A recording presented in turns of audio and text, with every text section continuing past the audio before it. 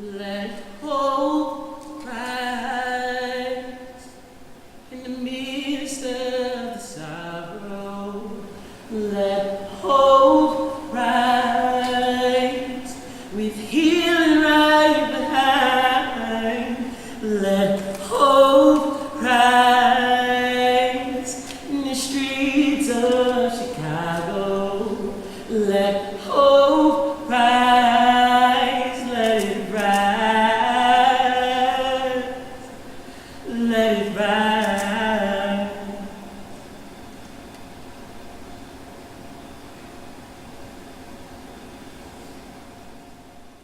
Ladies and gentlemen, hello. It's not going to be a sad show. It's not going to be. That was just a glimpse. I'm kind of hip hop. So if you really feel what I'm saying, you can say word. Or you can make it rain a little bit. Can we make it rain? Yeah. Thank you, guys. That's me, Anthony James Moseley III, the firstborn son of a firstborn son of a firstborn son, conceived in Oklahoma, born in Peoria. Grew up the son of a golf pro in Highland Park. I got a really nice swing, too. And I was a six-sport athlete. My mom was an all-state Illinois women's basketball player, and I thought I was going to grow on to be the next great golfer, the next Tom Watson. And I remember when I was playing baseball and I was watching the kids go to Music Man rehearsals, I said, oh, man, I'd love to be an actor. But I can't do it because I'm an athlete. And they told me I wasn't an artist because I couldn't draw realistically. Thank God I'm so talented as an athlete. And I went on to the University of Notre Dame where I was a finance major, and I always thought maybe one day I could be an actor. But that's not realistic. I can't be on TV or film. I'm an athlete, and I'm a finance guy. I'm a business guy. And I got out of Notre Dame with my business degree, and I didn't get that job with Chase Manhattan, but I was selling urinals for the Chicago Bulls at the United Center. I pioneered that whole industry, one urinal at a time. And then I had my quarter-life crisis. And I asked myself, what do you want to do with your life, dude? And then I read too much Deepak Chopra. With a little dash of Celestine prophecy. And I decided to pursue my passion, which is celebrating and exploring what makes us human using art, film, fashion, creativity, collaboration. And I became an actor. And I went through a 10-month training program called the Stephen Ivan Studio in Wicker Park. And along the way, I met the woman of my dreams. I convinced her to follow her dreams together. That's Sandra, my wife. And together we said, let's go chase our dreams, pursue our passion, become artists. And we had a really great run of it. And in October of '99, I became the artistic director of this small tribe called Collaboration. And there I am. And we started to produce theater and throw parties to raise money for the theater. And the first thing we did was that I was artistic director of was the Sketchbook Festival in 2000, which was kind of like a rave made of art, short plays, visual art, and music, and met all kinds of wonderful people. There we are with a real low-res photo of the old Sketchbook Festival in 2001 at the Chopin Theater. There's another low-res photo of me with a couple ladies at a carnival party, and another great show I did called Dark Plays or Stories for Boys. Here's a for-hire gig that we did at the Modern Wing where I got all these people to lay under that wonderful Italian sculpture. And last year we were at the Bean for the Luminous Fields, making our actors dance and video mapping. So 12 years later, we had done it. I had my quarter-life crisis goal had been complete. I also got some acting jobs on Prison Break and Mob Doctor, and I got to work with Zac Efron. His eyes are like the lightest blue. I know why. And there I am, doing the Dome of Dance in the Electric Forest. We built a geodesic dome and had a dance battle tournament. So all these things that I wanted, that I was passionate about. Look at these dudes battling in a forest. We ended up collaborations in the Flatiron Arts Building. We signed a 5-year lease there, and I kind of thought I had arrived. And it just, I didn't have that passion for the work. I started to get bored. And I started to think about theater's role in our world and what it could do best, and what would get me most excited to go to work every day and put my heart and soul into this life of mine. I think that theater can't tell a story like film, but what we can do is bring people together in a room together and share a communal experience, connect with each other, not feel so alone. And I really believe that theater can leave a fingerprint on your soul, and it can change the way you see everything for the rest of your life. It can help you see in someone else's shoes or go through their story. And so I started thinking of my challenge was how to make theater relevant, how to make it important for me. So I started thinking of the most important social issues of our time. What's the most important hyper-local thing that I could bring people together with and explore to try to make the world a little better? And when I really thought about it, I couldn't sleep, because I thought about all the people in our city that live right next to us in Logan Square or Humboldt Park or on the south side or the west side that are living in a war called Chirac.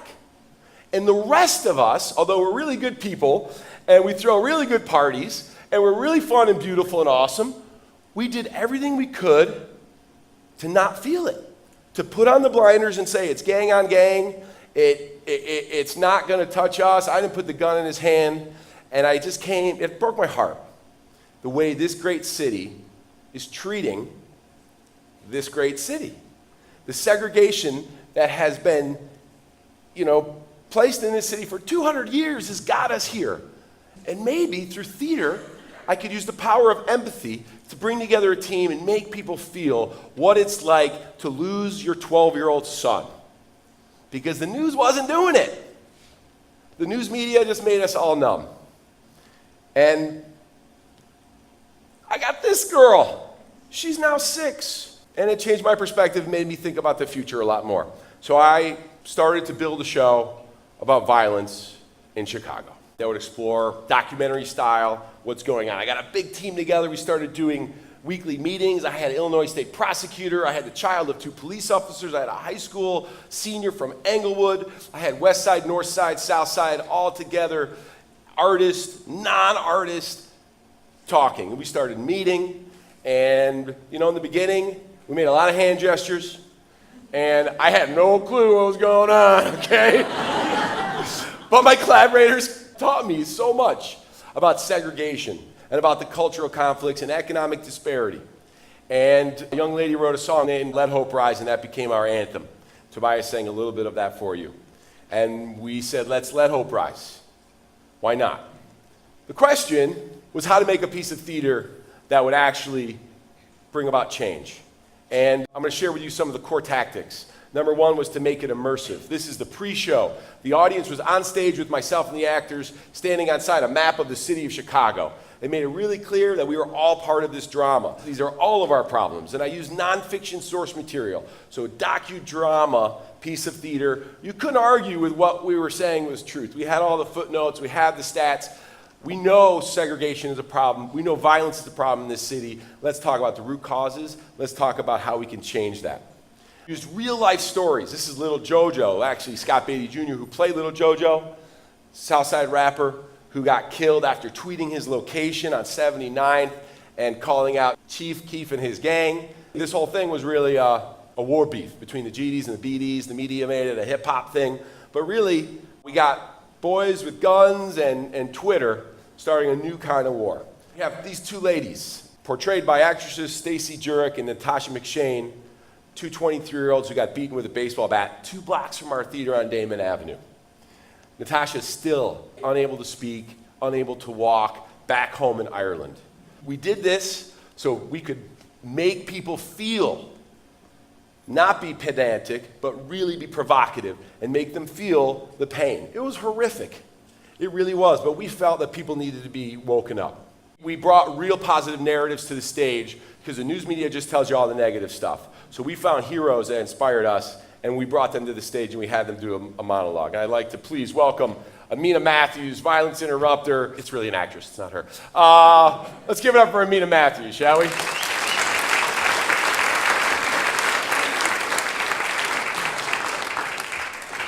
Good evening, my brothers and sisters.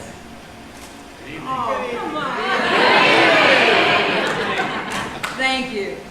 I am a violence interrupter. That's my title.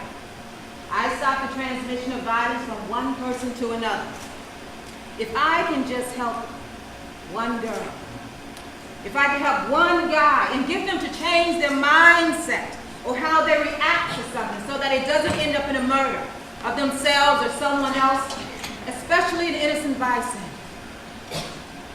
Me being a mother is it's not a responsibility, it's an honor. A mother's love is forever evolving. It's so many things. It's so huge, flowing, nurturing, giving. It's protecting. But listen up. Each and every one of you was created with greatness. But what we as sisters have to remember is that we have systematically been put against each other. You're skinny, you're fat, you're prettier, you're smarter. But see, we can't let that happen anymore because we need each other to stand with each other, not step on one another. Because right now, at this moment, we are in a cycle of change. We are the protectors, we are the mothers, and we have got to be about that change. It's here, it's open, it's now. We made it, and we can't stop it now. For what? Look, it's okay to be a little afraid, but keep it moving while you are afraid. Ask questions along the way, but you still got to keep it moving.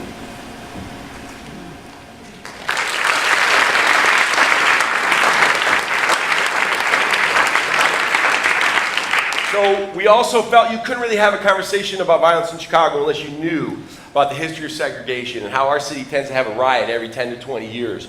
And a lot of times those are racial, like the race riot of 1919, or the Valentine's Day Massacre, which all the Europeans can tell you all about, and the Blackstone Rangers and the history of them. Vision Street riots, where a young man named Elysius Cruz got shot by a cop and started a whole big thing. So we did historical context. That's another tactic that we used in order to educate people and be able to enter into a real conversation.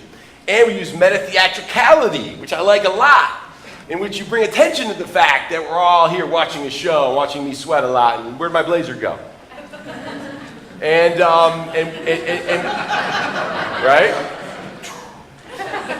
And we went to the career day at the Cook County Juvenile Detention Center, and the experience had so much impact on us, we put it right into the show. I believe the security guard from that day is here right now, isn't he? All right, everybody, quiet down. It's quiet in here. We're going to have some special guests come and talk to you today. We got Anthony Moseley here to talk to you from Collaboration Theater Company. That's right, Anthony, Collaboration. We all just be quiet now. Why don't you guys all give me a round of applause.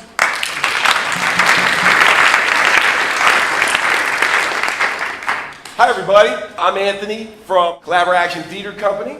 And thank you for having us here at Career Day. This is really great for us to be here. We're working on a show called Crime Scene, and you're really close to our hearts right now. And this lady, Lysandra, is one of our actresses, and she's got something to tell you I think you might enjoy. So, Lysandra? What's up, everyone?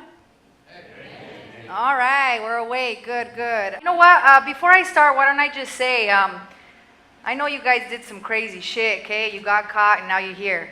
Okay? I'm not here to judge you, okay? I don't care if you're guilty, innocent, whatever, okay? I did some crazy stuff too growing up, believe it or not. I'm originally from Albuquerque, New Mexico. I was raised by my single Mexican father and my older brother. My mom, she was a crack addict. She was in and out a lot, so the only time I got to see her was whenever she'd, kidnap us from school. My dad, he was pretty violent at the time, he used to beat me up a lot. So at 15, I ran away.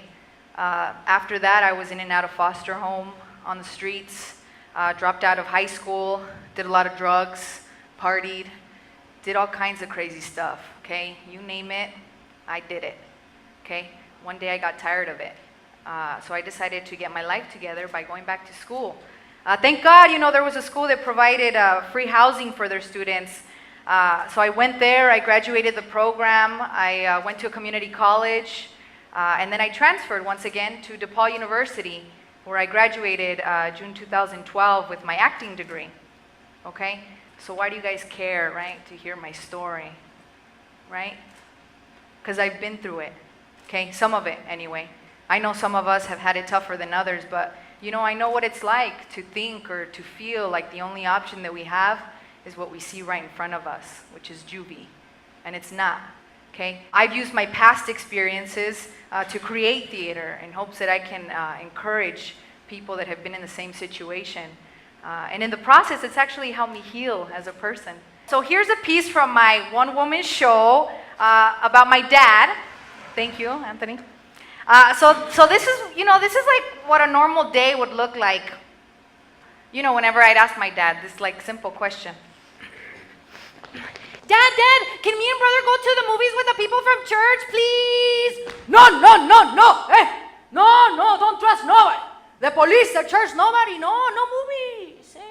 Usted me quiere ver cara de pendejo, sí. You think I'm stupid. I'm not stupid, I know. I know who's at those movies. The boys. Yes. Esos cholos cagados with their pants to the ground like they carrying a diaper full of shit. No, y la mierda allí, you could smell it. No, and the t-shirts that they wear look like dresses all the way down to the knees. No, and when they talk, que, what's up, yo, que chingados es what's up, No, puros vale mierda. They are lazy, See, lazy people, those thugs. You're not even gonna think about anybody like that, no. You're not gonna open your legs for nobody, Nonde de puta. Sí, así de claro, Oh, you want to find yourself, a little boyfriend, at the movies, Contésteme, Okay.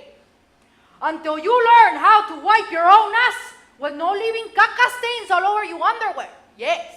Until you learn how to cook 3,000 meals, all of them different. The breakfast, the lunch, y de cenar, Sí. Until then, escúcheme muy bien. Mire. Me and you, señorita, we can talk about a little boyfriend.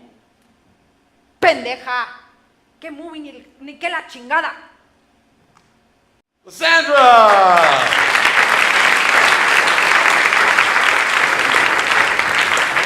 So, that's a true story. This woman took control of her life, made art about it, and is now putting it out there. And when we did the show, people saw her and they said, I can relate to her. And she's inspired many people. I'm so happy to have her in the show. Okay. Thank you. Next. So meta-theatricality was a device to make sure everybody realized that this is real and that we might not be here tomorrow, but we are here right now. And we had post-show discussions. A town hall was very important for this subject. We had people from Lake Forest and Englewood together for the first time in a room together. We wanted them to see the show, but we wanted them to hear each other. At its best, the show was a catalyst for a conversation that needed to happen. And that was the goal of the show, was to get people talking and sharing so that we might get discussion, we might get action. And we did. And this is me right after the show. The show's not over. The show's not over. We're going to take a 2-minute break and then we'll come back and have a conversation that we need to have. The response was overwhelming. It was the biggest risk I had taken artistically and put myself out there. And the night before opening, Mark Conkle, the Pulitzer-winning crime journalist from the Sun-Times, came, and halfway through the show he started crying and didn't stop till the end of the show. Well, maybe a couple times. But he had seen so much of his own writing in our show from pieces that we had taken. And he really connected with the show and became a big fan. Chris Jones called it our best show in 17 years and the first time we had really lived up to the name Collaboration. And at times we had, to find more seats and squeeze people in. We made community partners with 20 different organizations like Embark and Ceasefire and storytellers and groups that are on the front line of increasing the peace. We gave them free tickets to come to the show, and we asked one of their leaders to be on the panel with me for the town hall, and we touted them to everybody. So we really were able to get a deep level of community engagement, and it made for a really powerful, robust, holistic, theatrical experience. Then the Park District decided they wanted us to tour this summer as part of the Nights Out in the Park project. And we said, let's go to the most violent neighborhoods in the city. Let's do the show for free. Let's also do workshops with the children. Let's do barbecues on Saturdays for free food for up to 200. And let's do our geodesic battle domes. This kid's name is Anthony. He came to the workshop. He did not talk for the first hour until he realized that my name was Anthony too. And then I thought he was cool. And then he was on my hip for 11 hours. The kid didn't stop talking. And I will never forget this young boy. This was the day that George Zimmerman got acquitted of murder. And what it meant to be a young black man was put under a microscope. And I didn't even know about the verdict. All I knew, I was too busy hoisting this kid up in the air for being a prince and a champion, because he won the Dome of Dance. The experience really has changed me in every way. I used to really be about artistic excellence. And now I feel I've moved into the realm of human excellence. It's not really about the perfect cue or note. It's really about connecting with the people that you live with. Sometimes we're doing a show for you, and sometimes we're opening a door for you. But what it taught me was that, you're either part of the solution or you're part of the problem when it comes to violence in Chicago. To keep the show going, we're packaging it right now for colleges and universities within 150 miles of the city. We're also looking to tour it to high schools, and we're putting together an in-school program where the youth of Chicago will help us write the new chapters to the anthology as things change. Also, when we did the tour this summer, we weren't trying to wake them up. We knew how awake they were to this issue. So we tried to show that we are with them, and we brought a more hopeful message for that show. So now, while we're packaging this, I'm starting to work on our next show that will take this same model and look at a different issue. The show is going to be called This Is Not a Cure for Cancer. And it won't be. Sorry. It really examines my experience with my father and the last 3 years of his life as he battled cancer and the treatment and the surgery and the chemo and the radiation. But it also takes place inside my head as I'm describing to my dentist the show itself. And it's kind of like a Cusp conference talk meets video game. And we're going to explore things like cancer for dummies, that we all have cancer in us right now or at some point. Cancer is failure of the apoptosis, which is really a deficiency of the immune system. But instead of working on strengthening our immune system, we fight cancer! So that's the next show. It'll be coming in February to Collaborative Action. I'd like to invite my ensemble members that are here with me today to come up to the stage real quickly. Come on out, guys.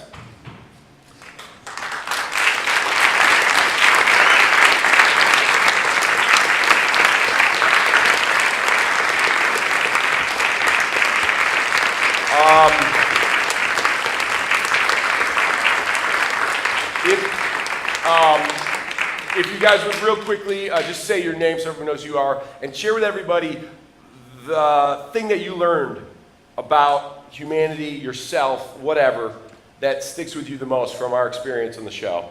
Hello, my name is Taylor, and I learned that in order for us to combat this problem, we're going to have to do it together. We have to combine and be a unity, and we can't do it alone. Hello, my name is Tobias Pittman. What I've learned is that we all have a voice, no matter what age you are, and it can be heard in some way. Art, music, writing, emails, texting, you will be heard somehow. Awesome. Hi, I'm Patrice McLean, and I learned that, well, actually it was a helpful reminder that even though I've left the South Side, I've had an opportunity, so many great opportunities to learn and explore this world, that I also have an obligation to give back to that community and try to reach those that I left behind. My name is Brandon Bowler. I think what I learned was more so that segregation kills. A lot of the stories that we were learning about were just about people in their neighborhoods being segregated from other resources, learning about other people getting resources. So yeah, segregation can kill. Thank you. Hi again, Lisandra Tena.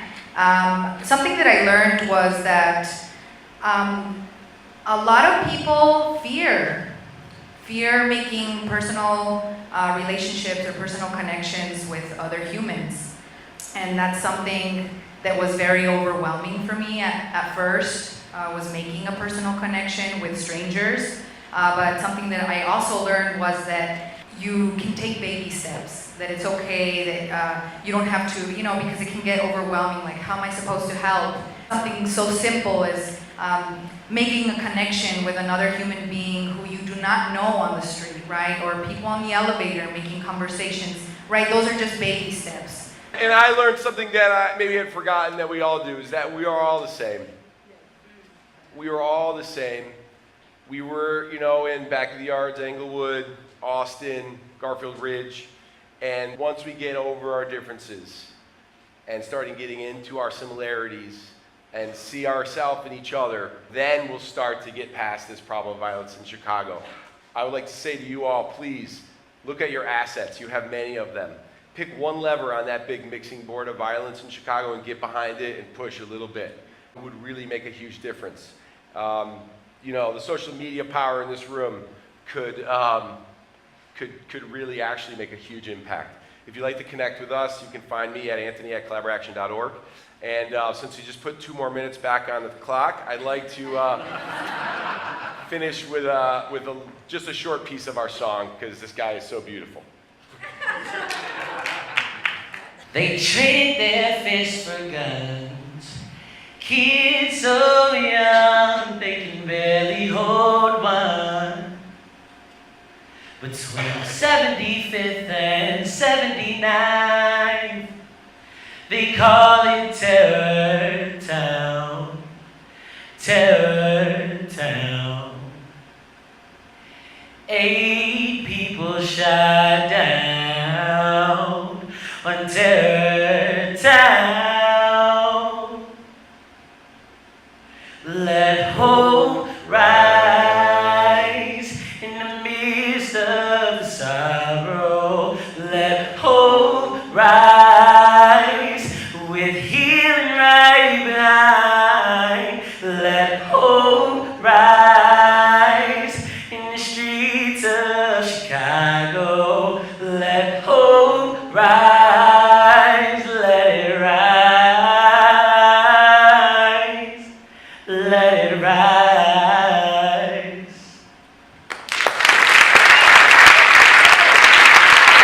Thank you so much. Cusp.